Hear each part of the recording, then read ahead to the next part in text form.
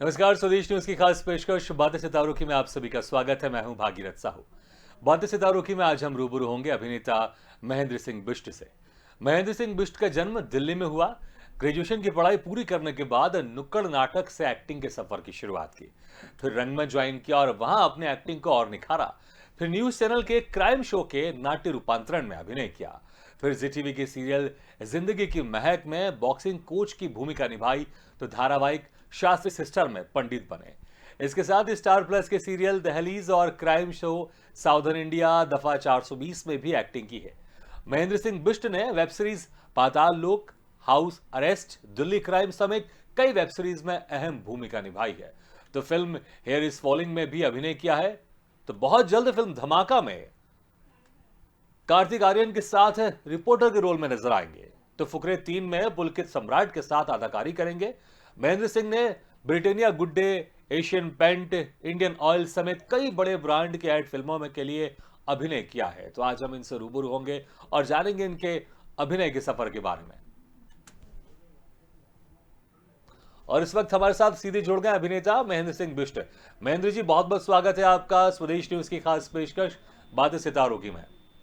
बहुत बहुत धन्यवाद आपका। स्वदेश न्यूज चैनल के दर्शकों का मेरा प्यार भरा नमस्कार, और आपका भी बहुत बहुत धन्यवाद कि आपने मुझे अपने चैनल में मौका दिया अपनी बात रखने का।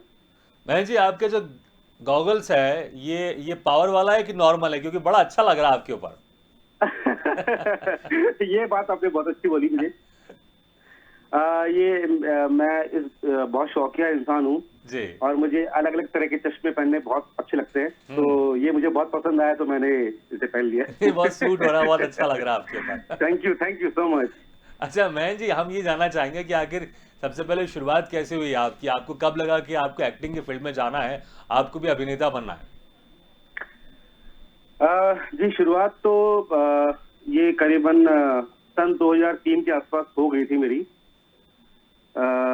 जब मैंने कॉलेज अपना पास आउट किया, उसके बाद मैंने सोचा यार क्या करना चाहिए लाइफ में, क्या किया जाए। तो ऐसे ही मैं एक फिल्म देखने गया था, DDLJ, जो कि शाहरुख खान की फिल्म थी। तो बहुत सारे लोग उस वक्त एक्टिंग में मतलब काफी इन्फ्लुएंस हुआ करते थे शाहरुख खान की एक्टिंग को देखकर जी। तो मैं भी उनमें से एक था। तो जब मैंने DDLJ देखी तो मुझे बड़ा पसंद आया, मुझे उनका बहुत अच्छा लगा। हाँ। तो मैंने कहा यार क्यों नहीं यार, अगर मुझे कोई करियर सेट कर रहा है, कुछ करना है लाइफ में, तो क्यों ना एक्टिंग में कुछ हाथ आजमाया जाए। तो बस वहीं से मेरा सफर चालू हुआ। तो लग गए अपने, उठाया और चल दिए एक्टिंग की तलाश करने, कहाँ कहाँ मौका मिल सकता है, कैसे मौका मिल सकता है। आपने भी शाहरुख खान की तरह बैग उठाया और निकल पड़े अभिनय की सफर की तलाश में, क्योंकि जैसे शाहरुख खान आ गए थे अंजलि की तलाश में। बिल्कुल यार, उनका जो सफर था वो तो खैर वो तो वही जानते हैं। बाकी मेरा जो सफर था वो इस तरह से था कि घर वाले मेरे मुझे पसंद नहीं करते थे कि मैं बॉलीवुड के अंदर जाऊं, एक्टिंग करूं। अच्छा, इसकी लेकिन कोई फिर भी खास वजह, इसकी कोई खास वजह कि घर वाले पसंद नहीं करते थे कि आप एक्टिंग फील्ड में जाएं, एक्टर बने? बात यह है कि मेरे घर से कोई भी इस फील्ड से नहीं है, एक्टिंग फील्ड से या इस बॉलीवुड बैकग्राउंड, मेरा बैकग्राउंड पहले बॉलीवुड बैकग्राउंड नहीं है। तो इसलिए मेरे घर वाले सोचते थे कि यार इसमें जाकर करोगे क्या, हैं? आप सीधी नौकरी करो या कोई काम धंधा करो और अपना कमाई वही करो और अब घर को चलाओ। क्या जरूरत है खामखा में यहाँ जाने की, यार होना कुछ नहीं है। तो मैंने कहा नहीं यार, ये तो मजा नहीं आया। मतलब जो हर इंसान की एक इच्छा होती है कि उसे कुछ लाइफ में करना है, तो मेरी भी एक बड़ी इच्छा थी कि यार जब मैंने सोच लिया कि मुझे एक्टिंग करनी है, शुरुआत करनी है, तो फिर करनी है। तो वहीं से फिर मैंने नोएडा में फिल्म सिटी है, जहां पर एक इंस्टीट्यूट है जिसका मैं नाम नहीं लेना चाहूंगा, मैं वहां पहुंच गया और मैंने कहा कि मुझे यहाँ पर एक्टिंग सीखनी है, तो उसके क्या क्या क्राइटेरियाज वगैरह हैं मुझे बता दीजिए। तो उन्होंने बताया कि ये एक्टिंग का 3 महीने का कोर्स है, आप इसको ज्वाइन कीजिए। और बस फिर तो मुझे लगा ये तो बहुत आसान है कि बस जाना है, 3 महीने एक्टिंग का कोर्स करना है और उसके बाद मैं एक्टिंग में एंट्री हो जाएगी मेरी। लेकिन ये जितना बोलना आसान है उतना ही टफ है। बिल्कुल। क्योंकि जैसे मेरे पास जानकारी है कि जिस इंस्टीट्यूट की आप बात कर रहे हैं, उस इंस्टीट्यूट में आपके पास पैसे नहीं थे, 1 महीने के बाद आपके पास पैसे नहीं थे फीस जमा करने के लिए, तो फिर उन्होंने आपको धक्का देकर बाहर निकाल दिया था कि आप छोड़ के चले जाइए। ऐसा कुछ जानकारी है मेरे पास। बिल्कुल बिल्कुल बिल्कुल, आपने आपने वो बात बोल दी है जो मैं नहीं बताना चाह रहा था। ये बहुत बहुत इंटरेस्टिंग कहानी है। ये 2005 की बात है, जब मैं बच्चों को ट्यूशन पढ़ाया करता था और मेरा शौक था एक्टिंग में जाने का। तो फिर मैंने कुछ पैसे जमा किए थे, जिसमें 9,000 रुपये हुआ करते थे मेरे पास उस वक्त। तो वो मैंने 1 महीने की फीस वहां जमा कर दी थी। जमा करने के बाद मैंने 1 महीने वहाँ एक्टिंग के जो क्लासेस वगैरह होती है वहां ली। लेकिन जैसे ही दूसरा महीना चालू हुआ, उन्होंने मुझसे कहा कि आप एक काम कीजिए, आप अपना ना अगला पैसा जमा कीजिए। तो मैंने कहा सर अभी तो मेरे पास है नहीं, और मेरे घर वाले मुझे पैसा देने को तैयार ही थे। तो कहानी हो गई यहाँ खराब। अब जब उन्होंने मना किया, मेरे पास पैसे थे नहीं, तो मैंने वहां पे जो उनके डीन थे हमारे इंस्टीट्यूट के, मैंने उनसे दरख्वास्त की, सर की मेरे पास पैसा नहीं है, आप किसी तरह मुझे मौका दीजिए और मैं आगे जैसे भी कहीं से पैसा इंतजाम होता है मैं करता हूँ। तो उन्होंने कहा नहीं सर, आप पैसा नहीं देंगे तो आप इससे आगे कर नहीं सकते हैं। मैंने सर बोला, सर मैं सर मेरी तमन्ना है सर, मैं एक्टिंग करना चाहता हूँ, आगे बढ़ना चाहता हूँ सर, आप प्लीज देख लीजिए। तो उन्होंने कहा नहीं, आप यहाँ से अपना बोझ बिस्तर उठाइए और जाइए। मैं उस इंस्टीट्यूट का नाम नहीं लेना चाहता, लेकिन मुझे मजबूरन वहां से जाना पड़ा। बहुत दुख हुआ मुझे इस बात का कि मैं जिस फील्ड में जाना चाहता हूँ उसकी शुरुआत ही ऐसी हुई है। बिल्कुल। और जब आप ये मुझे अपनी पूरी स्टोरी बता रहे हैं, जो रियल लाइफ की स्टोरी है आपकी, और जो मुझे रियल लाइफ की स्टोरी है, जो आपने कहा कि दिल वाले जो दुल्हनिया है, आप उसको देख के इम्प्रेस हुए थे कहीं ना कहीं, वैसे ही कि अमरीश पुरी है वो जो डीन है आपके इंस्टीट्यूट के, और आपकी जो एक्टिंग है वो अंजलि है, और आप अंजलि को पाना चाहते हैं, आप एक्टिंग करना चाहते हैं, लेकिन जो अमरीश पुरी है जो डीन है, उन्होंने कहा पैसे नहीं है तो एक्टिंग नहीं। तो कुछ इस तरह की कुछ जब आप मुझे बता रहे थे तो ऐसी पिक्चराइजेशन मेरे जहन में आ रही थी, मेरे दिमाग के सामने आ रही थी। अच्छा, फिर ये जी आपने एक्टिंग क्लास फिर जैसे भी रहा आप नहीं कर पाया, उसके बाद फिर जब कैसा रहा आपका जो पहला ब्रेक था आपका इस इंडस्ट्री में, वो कैसे मिला आपको एक्टिंग की दुनिया में? हाँ, ये बहुत बड़ा एक इंटरेस्टिंग फैक्टर है। इसमें क्या हुआ कि जब मैं वहां से निकल गया तो मैंने सोचा क्या किया जाए, क्या मतलब अब कैसे कहाँ जाऊं, किसके पास जाऊं, क्योंकि कोई रास्ता नहीं था और हमें कोई रास्ता दिखाने वाला था भी नहीं। तो फिर पता लगा कि कोई एनजीओ ग्रुप था, वो स्ट्रीट प्ले किया करते थे, नुक्कड़ नाटक जिसे हम कहते हैं, और वो होते भी है कई जगह, आप देखते होंगे सोशल अवेयरनेस के लिए कई प्रोग्राम्स होते हैं, गली गली जाकर आप नुक्कड़ नाटक किया करते हैं लोगों को जागरूक करने के लिए। तो फिर मैंने सोचा यार क्यों ना इनको ज्वाइन किया जाए। तो मैंने उनसे बोला सर मैं ज्वाइन करना चाहता हूँ। तो उनका हाँ बिल्कुल आइए, हमारे साथ आइए, हमारे साथ यहाँ पे सभी मंडली है, यहाँ पे इनके साथ आप ज्वाइन कीजिए और हम जगह जगह जाकर नुक्कड़ नाटक करते हैं। तो मैंने दिल्ली में बहुत जगह नुक्कड़ नाटक किए थे। बिल्कुल। तो जो आप सीख नहीं पाते इंस्टीट्यूट से, वो आप नुक्कड़ नाटक करते करते आप सीखे। उसके बाद फिर जब आपने टीवी सीरियल्स भी किए, फिल्में भी की, तो सबसे पहला जो टीवी सीरियल था वो कौन सा था आपका, और उसमें कैसे आपको ब्रेक मिला? हाँ, ये भी एक बहुत इंटरेस्टिंग कहानी है। तो मेरे एक जानने वाले हैं, वो बहुत अच्छे एक्टर भी है, उनसे मेरी मुलाकात हुई थी मंडी हाउस में, जो कि आप जैसे जानते होंगे कि एनएसडी बहुत नोन रिनाउंड प्लेस है, जहाँ पे सभी लोग निकले हैं, नेशनल स्कूल ऑफ ड्रामा। तो फिर किसी जैसे मुझे पता लगा कि वहां पर जाके मुझे पता करना चाहिए कि एक्टिंग के लिए मुझे कहाँ कहाँ किसी से बातें करनी है। तो वहां पे मुझे एक शख्स मिले, उन्होंने कहा कि एक काम कीजिए आप, मैं ना किसी चीज से, एक दूरदर्शन का शो है, मैं उसके लिए ऑडिशन देने जा रहा हूँ, तो मेरे साथ चल लो। तो मैंने कहा ठीक है सर, मैं आपके साथ देखना चाहता हूँ कि सर कैसा होता है, कैसे ऑडिशन किया जाता है। तो मैं वहां पे ऑडिशन देने गया। तो जब ऑडिशन देने गया तो देखा तो वहां करीबन 100-150 लोगों की लाइन लगी हुई थी, और लाइन देख के मैं घबरा गया। मैंने कहा यार ये तो बड़ा मुश्किल हो गया, ऐसे तो सुबह से लेकर शाम तक नंबर ही नहीं आएगा, और मैं क्या कैसे ऑडिशन होता क्या है, कैसे होता है, मुझे ये भी नहीं पता था। तो बड़ी दुविधा में था, तो मैंने मना कर दिया। मैंने कहा मैं हाथ जोड़ता हूँ कि मुझसे तो नहीं हो पाएगा ये, कि मैं कैसे कर पाऊंगा। फिर मैंने सोचा नहीं नहीं नहीं, तो उन्होंने मुझे कहा कि एक काम करो, मैंने तो ऑडिशन दे दिया है, अब तुम एक काम करो, तुम चले जाओ।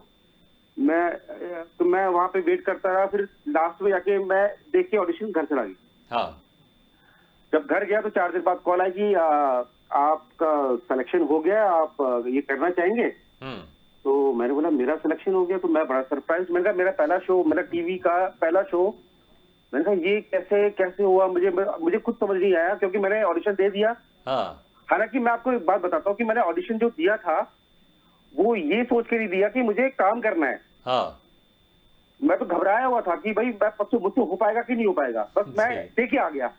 हाँ तो जब मैं देखे आया तो जब मेरे पास कॉल आया तो मैं इतना सरप्राइज हो गया कि मतलब 100-150 लोगों में मेरा सिलेक्शन हो गया। ये हुआ कैसे? यकीन नहीं हो रहा था आपको कि मेरा सिलेक्शन हो गया। हाँ ये बड़ी अजीब सी कहानी थी। हाँ तो फिर उन्होंने मुझे अपने ऑफिस बुलाया, जो कि लाजपत नगर में था, दिल्ली के अंदर। तो हाँ। एक शो कर रहे थे दूरदर्शन का, वो था क्या बोलते अपना ये सत्यमेव जयते। जी सत्यमेव जयते ये भी क्राइम बेस्ड शो था, जिसमें मुझे एज ए इंस्पेक्टर का रोल प्ले करने को मिला वहां पर। हाँ। और इसमें मैंने करीबन नहीं भी तो 175 एपिसोड कंप्लीट किए इनके। अच्छा तो ये 175 एपिसोड। ये मेरा टीवी का पहला शो था हम्म। जो मैंने दूरदर्शन के साथ किया था। ये दूरदर्शन लखनऊ का और है। पहली बार ही आपने युवराज सिंह की तरह सिक्सर पे सिक्सर मार दिया, 175 एपिसोड कर दिया आपने। नहीं, वो आप कहते हैं ना कि कभी भी आप हाँ। अगर कुछ प्लानिंग करते हैं तो ये जी। जरूरी नहीं है कि जो आप प्लानिंग करते हैं वो हो जाएगा। बिल्कुल। कभी आप प्लान नहीं भी करते हैं तब भी हो जाता है। हाँ तो लेकिन उसके लिए जरूरी है कि आप सच्चे मन से, सच्चे दिल से आप काम करें। बिल्कुल। और ये बिल्कुल सही बात है, और ये हो गई। जी अच्छा, उसके बाद और बहुत सारे सीरियल किए आपने, उसमें से एक जो है एक अहम सीरियल है आपका, वो है जिंदगी की महक। इसमें आप बॉक्सिंग कोच बने हैं इसमें आप। जी तो ये बताया फिर किस तरह का इसमें आपका रोल था और क्या कुछ आप किनको सिखाते थे आप बॉक्सिंग आप? बहुत बढ़िया सर। ये जी टीवी का बहुत रिनॉन्ड शो था जिसने 500 एपिसोड अपने कंप्लीट किए थे। और ये शो बीच में वाइंड अप हो गया था। जब शो वाइंड अप हुआ था तो इनको स्टोरी को आगे बढ़ाना था। जी।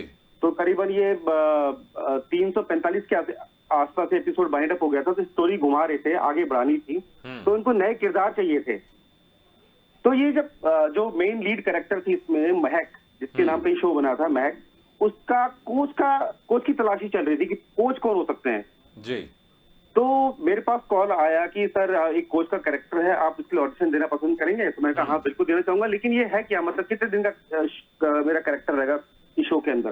तो उन्होंने कहा सर ज्यादा नहीं, आपका 3-4 दिन का कैरेक्टर रहेगा। मैंने कहा 3-4 दिन के लिए तो मैं नहीं कर पाऊंगा, सॉरी। तो मैंने मना कर दिया था शो के लिए। हाँ। जब मैंने मना किया तो फिर उन्होंने दोबारा से मुझे अप्रोच किया कि सर एक बार आपसे मिलना चाहते हैं, तो एक बार आप तो जाइए।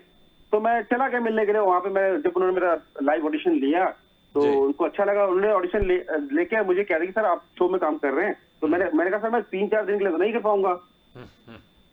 तो कहने लगे अच्छा ठीक है, आप करिए तो सही सर, आपको अच्छा लगेगा। मैंने कहा चलिए ठीक है, मैं करता हूँ। मैंने 3-4 दिन शो किया।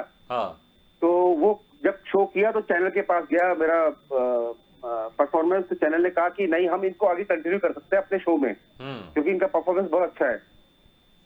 तो बाद में इस तरह से मुझे करीबन उसके 145 एपिसोड के आसपास मैंने कंप्लीट किए थे। क्या बात है, पहले 175 फिर 145। हाँ।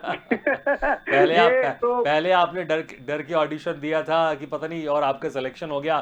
फिर आप 3-4 दिन का आप शूट करने गए तो 175 140 से ज्यादा एपिसोड आपने इसके कर लिए। मैं बोलूंगा कि आपकी मेहनत के साथ आपका लक भी बहुत अच्छा है, इसमें कोई शक नहीं है। तो बिल्कुल आपने सही बात बोली है बिल्कुल, कि देखो इंसान को मेहनत तो करनी ही चाहिए, लेकिन उसका नसीब भी उसका साथ देता है तो वो और आगे बढ़ सकता है। लेकिन वो होना चाहिए साफ दिल का इंसान। बिल्कुल। अच्छा महेंद्र जी, जो कोच वाला जो किरदार आपने निभाया था, अगर कोई इसका डायलॉग अगर आपको याद हो तो हमारे दर्शक जरूर सुनना चाहेंगे।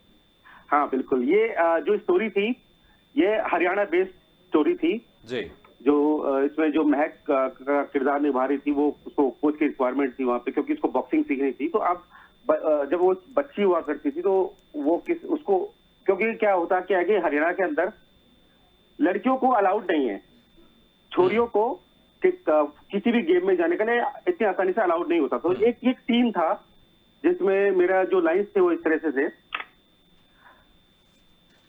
अरे माफ कीजिएगा, मैंने ना पता था कि ये स्टोरी के भेस पे छोरा है।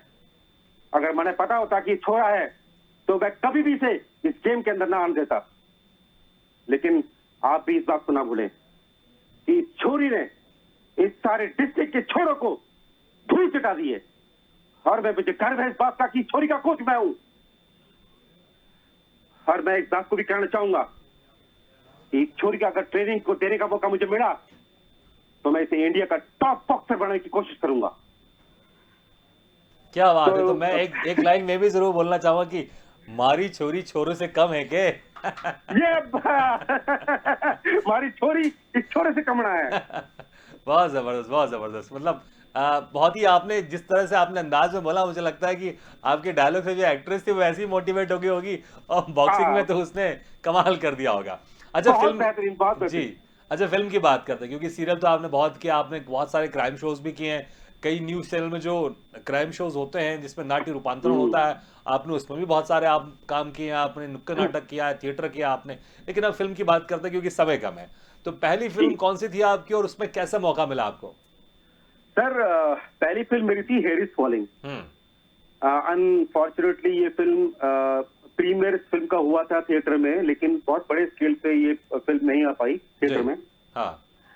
क्योंकि देखो मैंने इस फिल्म के लिए बहुत मेहनत करी। मुझे जब ये फिल्म ऑफर हुई थी तो ये ऑलमोस्ट मेरा इसमें सेकंड लीड कैरेक्टर था। हाँ। तो मैंने दिल से इस फिल्म में बहुत काम अच्छा काम किया। और जो प्रीमियर शो था उसके अंदर मुझे बहुत अप्रिसिएशन भी मिली। पता नहीं किन किन वजह से इस फिल्म को थिएटर नहीं मिल पाया, तो ये मेरे लिए बहुत दुखद था। लेकिन उसके बाद मैंने ये सोच लिया कि नहीं, मुझे आगे करना है। बिल्कुल, तो वाकई फिर देखिए, मैंने वाकई दुख तो होता है कि हम इतनी मेहनत करते हैं, एक उम्मीद रहती है किसी फिल्म से, लेकिन किसी हाँ, कारणवश बिल्कुल, वो बिल्कुल। इतने बड़े पैमाने पर रिलीज नहीं हो पाती, दुख तो होता है। लेकिन आपकी मेहनत है, आप लगातार मेहनत करें तो आपकी मेहनत लगातार सफल होती जा रही है। अभी अभी हाल ही में जो फिल्म धमाका है वो रिलीज होने वाली, कार्तिक आर्यन की, और उसमें साथ आपने उनके साथ, कार्तिक आर्यन के साथ एक बहुत अहम किरदार निभाया है, उसमें आप रिपोर्टर भी बने हैं। तो ये बताइए कि इस फिल्म में कैसे जुड़ना हुआ आपका, और क्या कुछ एक्सपीरियंस थे कार्तिक आर्यन के साथ और इस फिल्म के? ये फिल्म है राम माधवनी जी की, जो डायरेक्टर है इस फिल्म के, और ये नेटफ्लिक्स पे रिलीज होनी है। तो इस फिल्म की शुरुआत भी बड़ी अच्छे से ढंग से हुई, क्योंकि मुझे बॉम्बे से कॉल आया कि सर हम एक फिल्म कर रहे हैं धमाका। तो मुझे राम सर का नाम तो नहीं बताया उन्होंने, ना कार्तिक आर्यन का नाम बताया कि सर हम ये फिल्म करने वाले हैं, आप ये हमारी स्क्रिप्ट है, आप इस पर काम करना चाहेंगे? तो मुझे स्क्रिप्ट अच्छी लगी, मैंने स्क्रिप्ट पढ़ी, मुझे बहुत पसंद आया। तो मैंने फिर इस फिल्म के लिए ऑडिशन दिया। ऑडिशन देने के बाद मेरे पास एक महीने बाद कॉल आई कि सर आप हमारे साथ इस फिल्म में काम कर रहे हैं, तो आप ये हम बॉम्बे के अंदर बबल शूट करेंगे। एक्चुअली क्या, जब कोरोना काल चल रहा था बीच में, तो कोरोना काल के अंदर ये पहली फिल्म थी जो 12 दिन के अंदर फिल्म को शूट किया गया। 12 दिन के अंदर, मतलब ये बॉलीवुड की पहली फिल्म है। अगर आप चेक करेंगे, गूगल पे चेक करेंगे तो पता लगेगा कि सबसे शॉर्टेस्ट टाइम में ये फिल्म को बनाया गया है। क्या बात है, 12 दिन तो में पूरी फिल्म कंप्लीट। 12 दिन में अक्षय कुमार की जो फिल्म थी वो भी करीबन 25-30 दिन में कंप्लीट होती है, लेकिन ये हमारी पहली फिल्म थी जो 12 दिन में कंप्लीट हुई थी। और इसके लिए राम माधवानी सर को पूरा श्रेय जाता है, क्योंकि उन्होंने क्या किया कि बबल क्रिएट किया, हमको होटल में स्टे करा दिया, और उसी होटल के ग्राउंड में ही सेटअप लगा के, और होटल में और सेटअप में। बिल्कुल, नहीं वाकई बहुत ही जबरदस्त बात है कि 12 दिन में ये पूरी फिल्म कंप्लीट हो गई।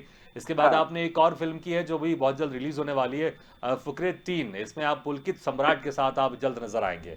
तो बहुत बहुत इसके लिए मैं आपको शुभकामनाएं देता हूं। जो भी आपकी अपकमिंग फिल्म है, बहुत अच्छा बिजनेस करे, और आप जिस तरह से लगातार आप बेहतर काम करें, आप ऐसे ही बेहतर काम करते रहें।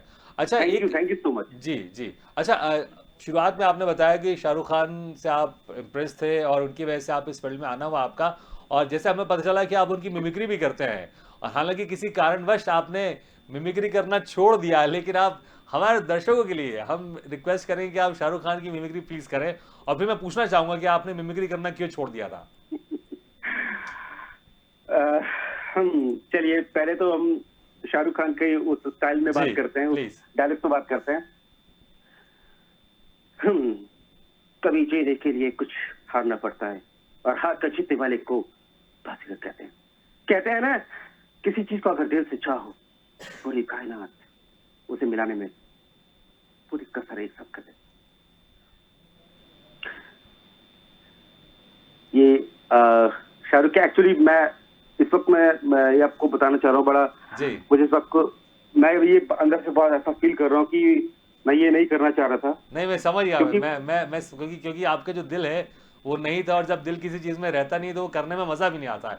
मैं आपकी इस फीलिंग से समझ गया था जी। लेकिन हमारे दर्शक ये जरूर जानना चाहेंगे आखिर क्या वजह थी कि आपने मिमिक्री करना आपने छोड़ दिया था आपने?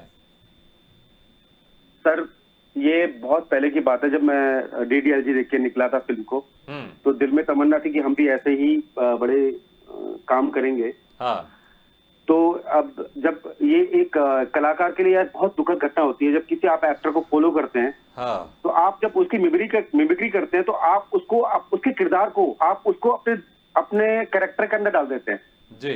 ये एक एक्टर के लिए बहुत बहुत नुकसान भी होता है। इसकी वजह से मुझे बहुत नुकसान हुआ है, मेरे हाथ से बहुत सारे काम निकले। हाँ, तो शुरुआत में डायरेक्टर, जब मैं जी बिल्कुल सही कहा आपने, डायरेक्टर राइटर जो भी है, प्रोड्यूसर बोलते होंगे यार तुम शाहरुख खान की तरह एक्टिंग क्यों कर रहे हो। बिल्कुल यही मेरे साथ हुआ। हाँ। क्योंकि जब मैं ऑडिशन देने जाया करता था, तो जब ऑडिशन दिया करता था तो मैं स्क्रिप्ट पढ़ता था और उसको शाहरुख वाले स्टाइल में इसको दिया करता था ऑडिशन को। तो मुझे बिना बताए कि कारण क्या था बताते नहीं थे कि आप सर हम आपसे ठीक है सर हम आपको बताते हैं। तो ऐसे करते करते करीबन 1.5-2 साल मैं ऐसे ही करता रहा, लेकिन मुझे पता नहीं चला कि ये हो क्या रहा है। मुझे बाद में पता चला कि जब किसी ने मैंने पूछ ही लिया कि सर आप मुझे एक बात बताएंगे अब सर कि मैं ऑडिशन देता हूँ और ये मेरा सिलेक्शन नहीं होता है। कह रहे सर आपको मैं एक बात सच बताता हूँ कि आप जो स्टाइल से बोल रहे हो ना, ये शाहरुख खान स्टाइल है, आप इस स्टाइल को क्यों फॉलो कर रहे हैं। मैंने कहा क्यों, क्या हुआ सर। कह रहे हैं सर आप अगर ऐसे ही करते रहोगे तो आपको जिंदगी में काम नहीं मिलेगा। अने मुझे लगता है कि फिर यही वजह है शायद आपने उस स्टाइल को पूरी तरह से खत्म कर दिया, इसलिए जब आप उनकी मिमिक्री कर रहे थे तो कहीं ना कहीं आप उन चीजों को बिल्कुल भुला चुके थे, और ये बहुत अच्छी बात है। जी बिल्कुल, ये बहुत अच्छी बात है, क्योंकि जो चीज आपको परेशान कर रही थी, क्योंकि कहीं ना कहीं शाहरुख खान की जो अदा थी वो आपकी एक्टिंग में कहीं ना कहीं पहले आ रही थी, लेकिन आप उसको इतने बुरी तरह से भूल गए कि जब मैंने आपसे कहा कि आप इसको रिकॉल कीजिए, कुछ मिमिक्री कीजिए, तो आप शाहरुख खान का आप भूल ही चुके थे आप। तो ये बहुत अच्छी बात है, ये बहुत अच्छी बात है।